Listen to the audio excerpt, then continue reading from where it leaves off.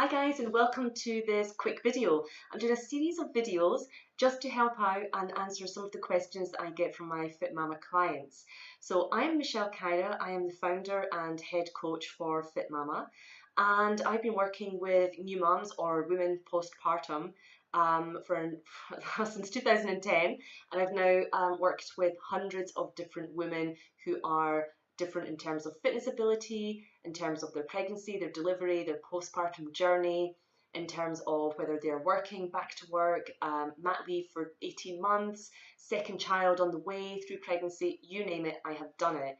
So basically, I'm trying to answer in these sessions some really key questions that come up from clients time and again. One of the key questions that I get is, how do we get back into fitness? So as a new mom, you've just given birth, pregnancy was good, delivery was good, you're ready to go, and you've had the sign off from your obstetrician, gynecologist, doctor, midwife. So somebody of a medical professional status has said you're good to go. Okay, so they've checked you physically, and physically your body is ready to go. What do? So Fit Mama has been designed exactly for you. So we are here to try and give you exercises that A, make you sweat, and B, are sympathetic to your postpartum ailments. Now, what does that mean?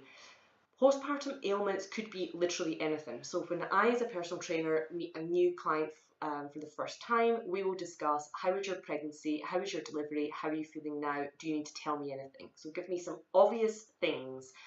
The obvious things that come up tend to be weak wrists, maybe carpal tunnel syndrome that they've had during pregnancy, definitely split abdominals, weak pelvic floor, and absolutely exhausted. These are the main ones that I get. Now, taking these main ailments, postpartum ailments, I would say to you that you can deal with any of them if you start really slowly, really gently, beginner sessions, and make sure that you are listening to your body. So it's very easy for me to say, okay, well, let's do 30 seconds of squats followed by 30 seconds of burpees. If I was queuing and watching a client for the first time, I would be doing all of this during the warm-up. So during the warm-up session, I'd be watching carefully the technique, I'd be watching how quick she is to move between the exercises, I'd be looking at her body size and weight, and then I would be changing the exercises to suit her. Two reasons for that. One, I want to give her confidence. I'm not trying to slate her. I don't want to embarrass her in the middle of a class by saying, you do this, it's different. I want to make sure that I give her confidence from day one. It's critical. Number two, I want to make sure that she has technique of the very basic exercises spot on perfectly, because if she doesn't have technique right, especially on things like squats, push-ups, mountain climbers, burpees, then as we progress in her fitness journey, she will continually do these exercises incorrectly, and the risk to injury is extremely high. So it's not worth it. I would take the time and make sure we do the easiest versions. Getting back into fitness with split abs is actually not as bad as it sounds. I've yet to come across any client who has split abdominals who finds the split abs painful. So what that means is the muscles are there, they're just separated. So the muscles, the rectus abdominis, the muscle fibers run up and down, they're separated. And that's a natural occurrence during pregnancy. And during my pregnancy, my bump was absolutely huge. And I had not only the split in the middle, but my abs had actually slid down a little bit. So I had a gap at the top and I had a slight gap down. So it was like a T-zone for me.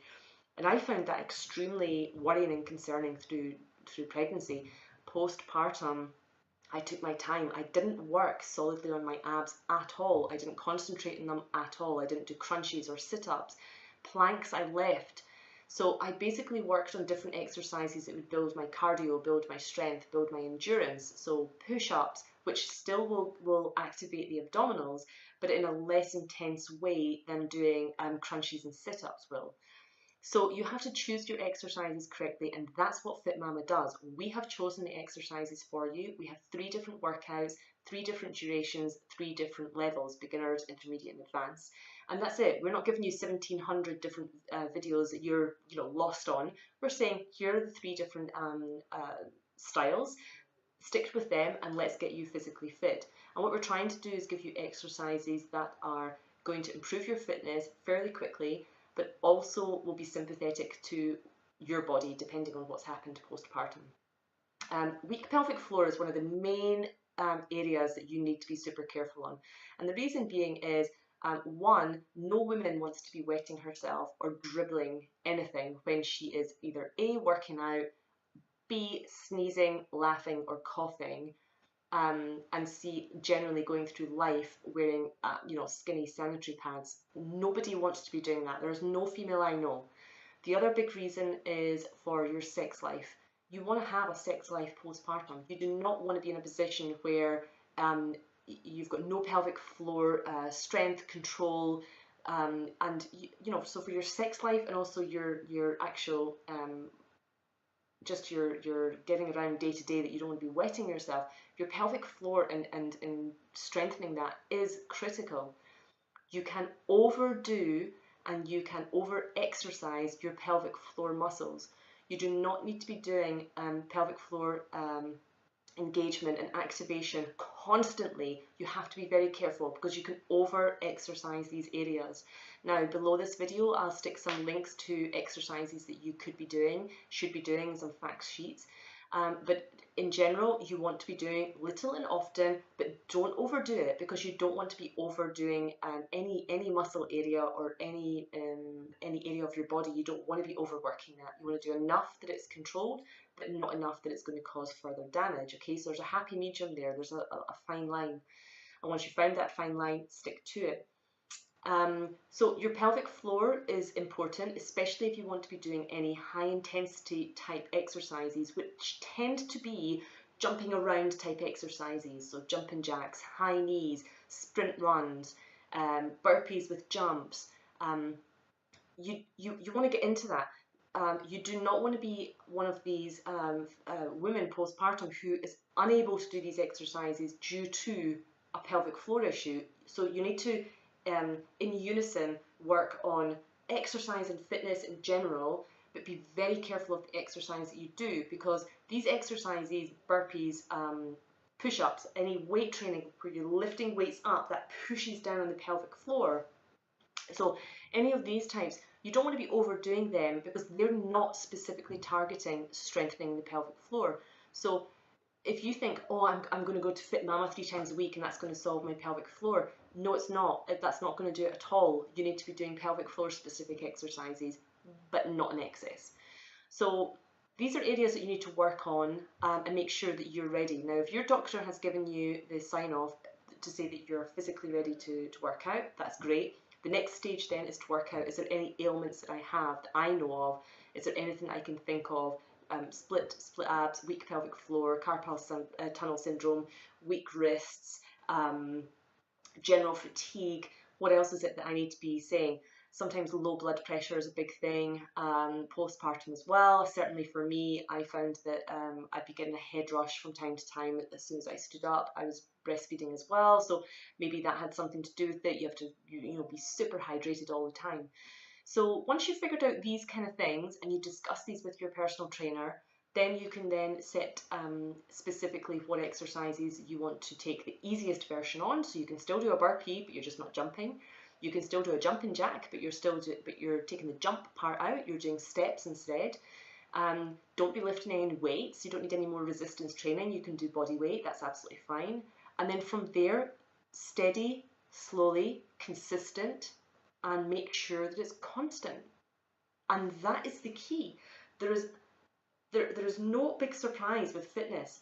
You have to be dedicated in creating a habit. It's the habit that you're trying to create more than the physical fitness. If you can get that mindset and say, I want to create a habit, and once I've created that habit, everything else will fall into place. That's what happens. That's why when you buy a gym membership, handing over a card to pay for your gym membership does nothing, does not a single thing. Seeing the personal trainer in the gym for your introductory session does nothing, nothing. It's the creating the habit that's going to get you into that gym every single day or 3 times a week or whenever it is you want to go. So what we're trying to do with new mums immediately postpartum is try and do little and often, get into it, start working through some basic exercises, and then from there you'll find that your physical strength and your ability is improved, and then you can start to do the harder versions. It's not easy, it's really, really tough, and I know that my mums, when they first come to the sessions, their first couple of classes, they are, this is too difficult, too hard. They don't have any ailments whatsoever, they're just tired and they're unfit. So their journey is tired, unfit, how do I boost myself up to keep on going? And that's why Fit Mama, you know, the dedication of being 2, 3, 4 times per week is there, because you need to have that. If you've got any other questions, please do leave them below this video and I'll be happy to answer them. But in short, if you're physically ready to get back into fitness, then go for it. Little and often, get yourself in a routine and create a habit. Thanks very much.